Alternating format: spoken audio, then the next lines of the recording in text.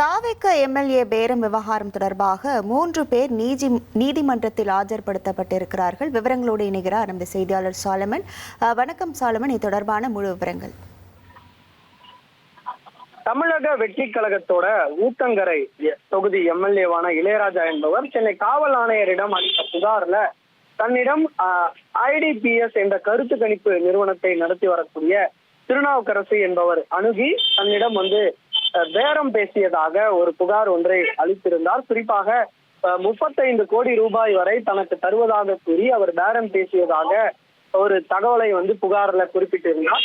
அந்த புகாரின் பேர்ல திருவல்லிக்கேணி போலீசார் தீவிர விசாரணை மேற்கொண்டு இதுவரை மொத்தம் 5 நபர்களை கைது செய்திருக்கிறார்கள். அதுல முதற்கட்டமாக திருநாவுக்கரசு, அந்த யூடியூபரான திருநாவுக்கரசு, அதே போன்று திருச்சியை சேர்ந்த நரேஷ் மற்றும் மேடவாக்கத்தை சேர்ந்த தியாகராஜன் ஆகிய 3 பேர் முன்னதாக நேற்று கைது செய்யப்பட்டிருந்தனர். அவர்களிடம் போலீசாரானது தீவிர விசாரணையை மேற்கொண்டதுல இவர்கள் அளித்த தகவலின் பேர்ல தான் கரூருக்கு சென்று இன்று 2 நபர்களை தற்போது கைது செய்திருக்கிறார்கள். அந்த 3 நபர்களிடமும், அதாவது முன்னதாக கைது செய்யப்பட்ட அந்த திருநாவுக்கரசு, நரேஷ் மற்றும் 3 நபர்களிடம், தியாகராஜன் ஆகிய 3 நபர்களிடம் திருவல்லிக்கேணி போலீசார் தீவிர விசாரணை மேற்கொண்ட நிலையில தற்போது கைது செய்யப்பட்ட 3 நபர்களும் எழும்பூர் நீதிமன்றத்துல ஆஜர்படுத்தப்பட்டிருக்கிறார்கள். மேஜிஸ்ட்ரேட் முன்பு அவர்கள் ஆஜர்படுத்தப்பட்டிருக்கிறார்கள்.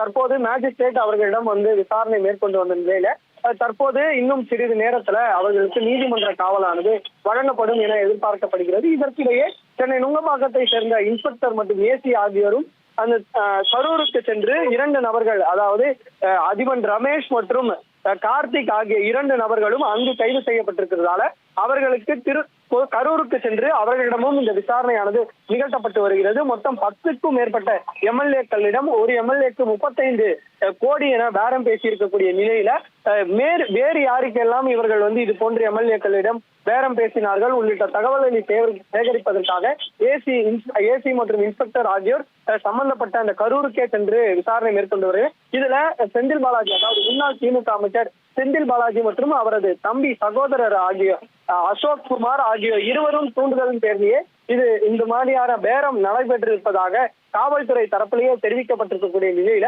தற்போது இந்த விசாரணையோட தீவிரமானது அதிகரித்து தனிப்படையும் இதற்காக அமைக்கப்பட்டிருப்பதாக காவல்துறை தரப்புல தெரிவிக்கப்பட்டிருக்கிறது.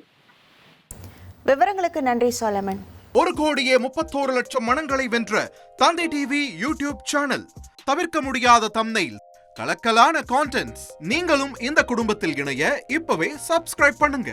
அசுரபலம் கொண்ட எங்கள் டிஜிட்டல் கரங்களில் உங்கள் விளம்பரங்களை சேர்க்க வாட்ஸ்அப் பண்ணுங்க. 8939888378. Email advttv@dttv.in.